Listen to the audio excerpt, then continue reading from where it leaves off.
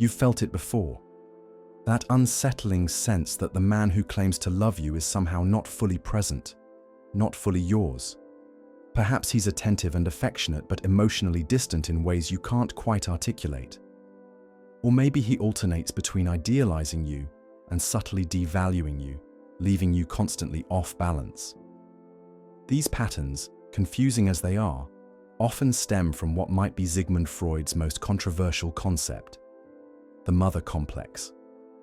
When Freud first proposed that a man's relationship with his mother creates the template for all his subsequent relationships with women, Victorian society was scandalized. Over a century later, this idea remains unsettling, yet psychological research continues to validate its core insight. Our earliest attachment profoundly shapes our capacity for adult intimacy.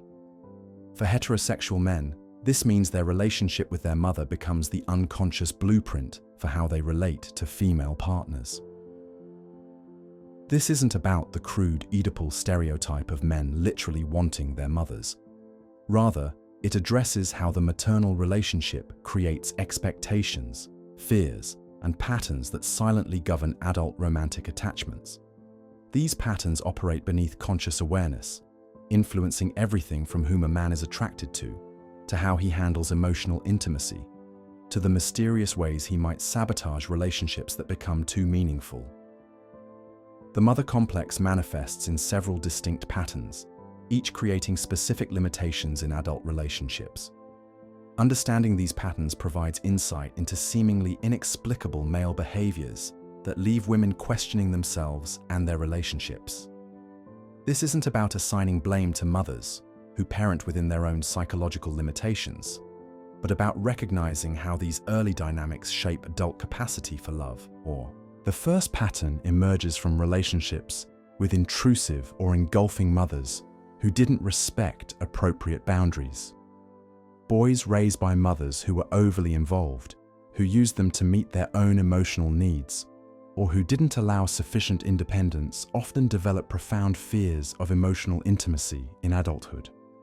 Their early experience taught them that closeness means being consumed, that a woman's love is something that will ultimately overwhelm their identity.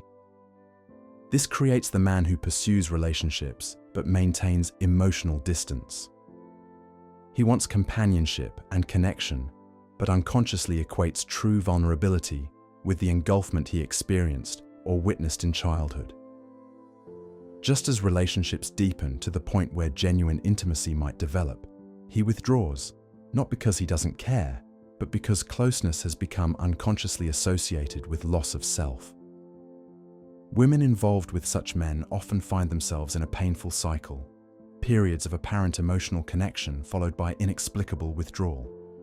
They sense he cares, but feel he's holding something essential back.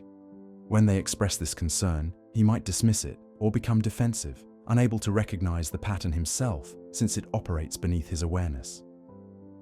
The tragedy is that his withdrawal doesn't reflect his conscious intentions, but an unconscious protection against a threat that exists in his psychological history, not his present relationship. The second pattern stems from relationships with idealized perfect mothers. When a boy's mother is placed on a pedestal, whether by the family system or cultural expectations, he develops a split vision of womanhood. His mother represents perfect, pure femininity, while other aspects of female sexuality and humanity get projected elsewhere. This creates what Freud termed the Madonna whore complex, where men cannot integrate sexual desire with genuine respect and emotional attachment. In relationships, this manifests as men who either idealize their partners, placing them in the impossible Madonna role where sexuality becomes problematic, or who can desire women sexually but only by subtly devaluing them.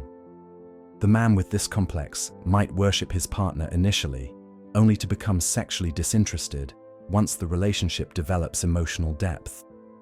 Alternatively, he might maintain sexual interest but struggle with genuine respect, unconsciously believing that women he desires sexually cannot also be women he truly admires.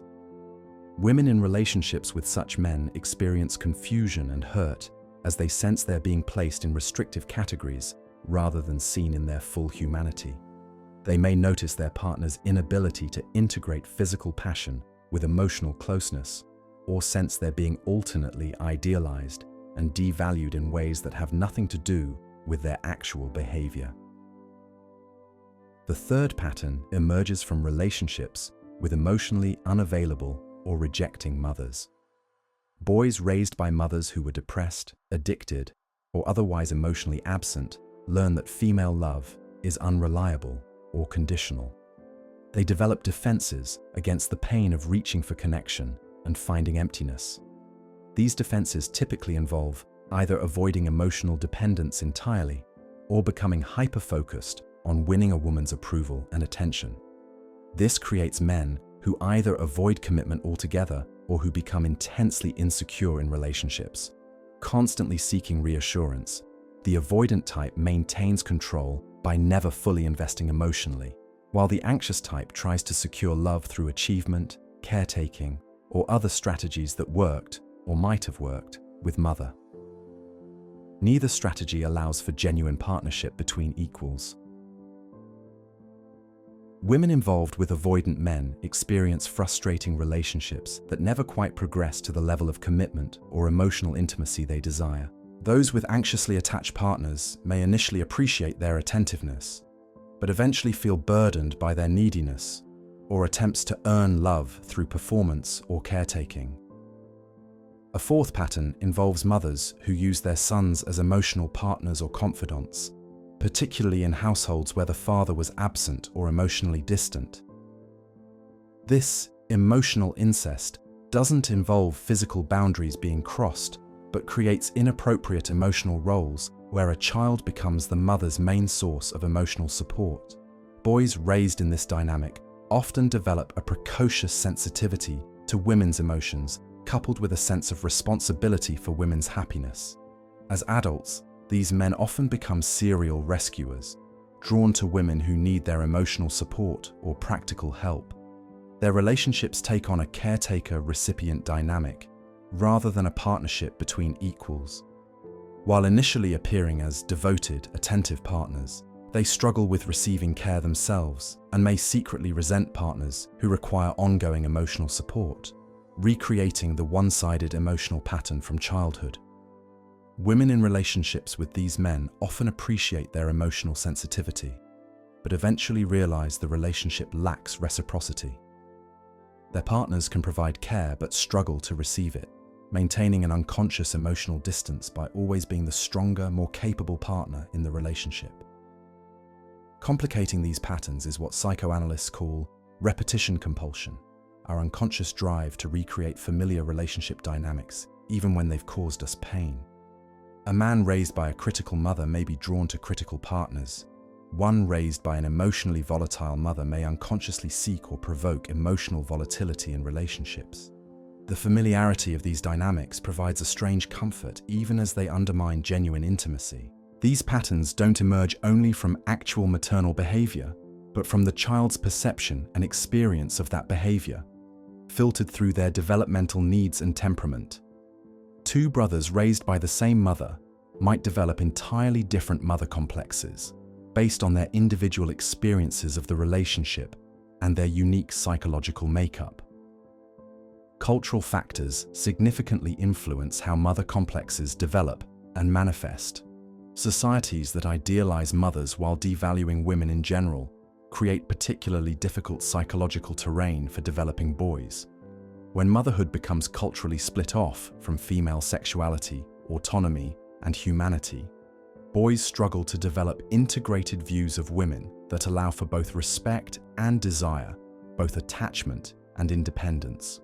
Modern research in attachment theory confirms many of Freud's observations while providing a more nuanced framework for understanding them. Secure attachment, developed when caregivers are consistently responsive, creates adults capable of both autonomy and intimacy. Insecure attachment styles, anxious, avoidant, or disorganized, develop in response to inconsistent, rejecting, or frightening caregiving and create specific limitations in adult relationships. Brain science adds another dimension to understanding these patterns. Early attachment experiences actually shape brain development, creating neural pathways that become the foundation for future relationships. These pathways don't determine destiny, but create predispositions that require conscious effort to override.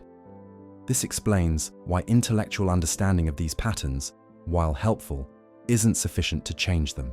They exist in emotional brain circuits that operate faster than conscious thought. The most insidious aspect of the mother complex is its invisibility to the man himself. These patterns feel like natural responses rather than conditioned ones. A man doesn't think, "I'm withdrawing because this intimacy reminds me of boundary violations in my maternal relationship." He simply feels a sudden need for space, an inexplicable irritation, or a vague sense that something isn't right. The conscious mind creates rationalizations for what are actually unconscious responses to triggered attachment patterns. Women sensing these dynamics in their relationships often make the mistake of taking them personally. They believe if they could just be perfect enough, attentive enough without being too needy, sexual enough without threatening the Madonna image, supportive enough without asking for support, the relationship would finally work. This impossible balancing act reflects not their failure, but the inherent contradictions in their partner's unconscious expectations. The mother complex creates specific challenges in the progression of relationships. Early stages often proceed smoothly because the fantasy phase of romance doesn't trigger deep attachment issues. It's when relationships shift toward genuine vulnerability and commitment that these patterns become most visible. What looked like promising emotional openness may suddenly give way to distance, criticism, or ambivalence that seems to come from nowhere. Sexual intimacy provides another window into these dynamics. Men with unresolved mother complexes often struggle with the inherent vulnerability of sexuality.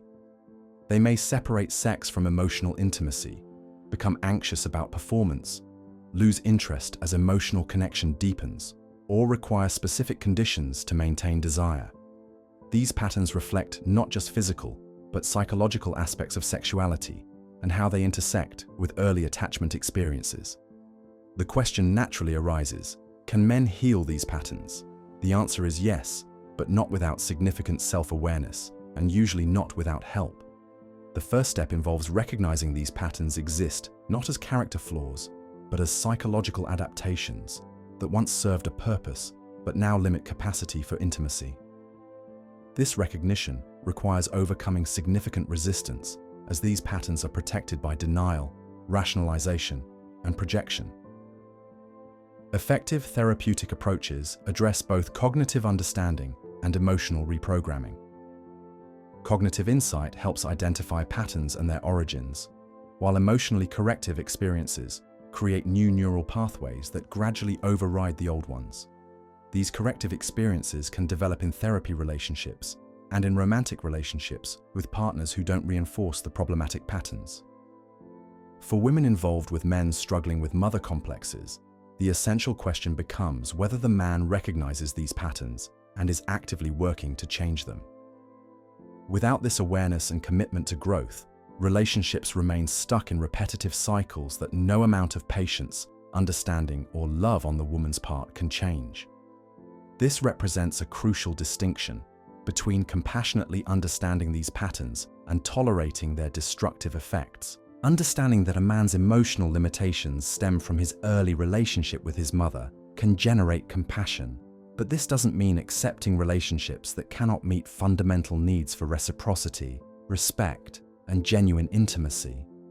When men do commit to healing these patterns, several approaches prove particularly effective. Mindfulness practices help develop the capacity to observe emotional reactions without automatically acting on them. This creates crucial space between triggered responses and behavior, allowing new choices even when old patterns are activated. Somatic, body-based therapies address how these patterns live in the nervous system as physical responses to intimacy triggers. By working with these bodily responses, men can develop greater capacity to tolerate the physical sensations of vulnerability without reverting to defensive patterns of withdrawal, criticism, or emotional shutdown. Psychodynamic approaches help bring unconscious material into conscious awareness, allowing men to recognize how past relationships shape current responses. This doesn't create instant change, but makes unconscious patterns available for conscious choice rather than automatic reenactment. Couples therapy provides a structured environment for identifying and addressing how these patterns manifest in specific relationships. The therapist helps both partners recognize triggers and patterns while facilitating new, healthier interactions that can eventually replace problematic dynamics. The healing process isn't linear or quick. These patterns developed over years of reinforcement and are maintained by powerful unconscious processes designed to protect against vulnerability. Progress often involves cycles of insight, followed by resistance, growth, followed by regression. What matters is the overall trajectory, whether there's gradual movement toward greater awareness and capacity for intimacy despite inevitable setbacks. For women evaluating relationships with men working through these issues, several signs indicate genuine progress. Can he identify his patterns without defensiveness? Does he take responsibility for his responses, rather than blaming or projecting? Can he stay emotionally present during difficult conversations? Is there consistent, observable change over time, rather than just promises or intermittent improvement? These questions help distinguish between men with the self-awareness and commitment needed to overcome these patterns, and those who remain unconsciously controlled by them. This distinction matters more than the specific mother complex pattern, as even severe limitations can yield to dedicated psychological work, while minor issues can prove intractable without genuine commitment to growth. The most hopeful aspect of understanding these patterns is recognizing they aren't character flaws or moral failings, but psychological adaptations that can change with appropriate awareness and support. The capacity for intimate connection exists in all of us, though early experiences may have covered it with layers of protection that now prevent the very closeness we desire. For men, the journey involves recognizing how the maternal relationship shaped expectations about women, intimacy, and identity. As these unconscious influences become conscious, genuine choice becomes possible. The goal isn't erasing the past, but integrating it, understanding its influence without being controlled by it, honoring the adaptive purpose these patterns once served while developing new capacities more suited to adult relationships. For women, understanding these dynamics helps distinguish between relationship challenges that reflect their partner's psychological limitations versus issues stemming from the relationship itself. This clarity allows for more accurate assessment of whether a relationship has potential for growth or whether it recreates patterns unlikely to change without significant intervention. The ultimate question isn't whether a man has a mother complex. We all carry the imprint of our early attachments. But whether he's aware of these patterns and actively working to develop greater capacity for intimacy. This work isn't about becoming perfect, but about becoming conscious, about transforming unconscious reenactment into intentional relationship choices. When men undertake this journey, relationships can transform from unconscious repetition of old patterns to conscious creation of new possibilities. The maternal relationship remains an influence, but no longer a limitation. What once seemed like an inevitable cycle of approach and withdrawal, idealization and devaluation, or caretaking and resentment, becomes instead an opportunity for healing and growth. This transformation doesn't happen easily or automatically. It requires courage to face painful early experiences, humility to recognize unconscious patterns, and commitment to creating different relationship possibilities. Yet this very difficulty makes the achievement all the more meaningful, the capacity to love, not despite our history, but through integrating and transcending it. The most profound relationships emerge not between people untouched by these complexes, but between those who've done the work to understand their patterns and develop beyond them. These relationships feature neither the perfect attunement fantasized in romantic ideals, nor the repetitive disappointments of unconscious reenactment, but rather the genuine intimacy possible between two people committed to seeing and knowing both themselves and each other. The mother complex, in its healed form, becomes not a limitation but a source of insight, a reminder of how profoundly early relationships shape us and how much courage it takes to grow beyond these formative influences. In this growth lies the possibility of connections that honor both our histories and our capacity to create relationships no longer limited by them. Relationships where men can truly love, not despite their mother complex, but because they've integrated and transcended it.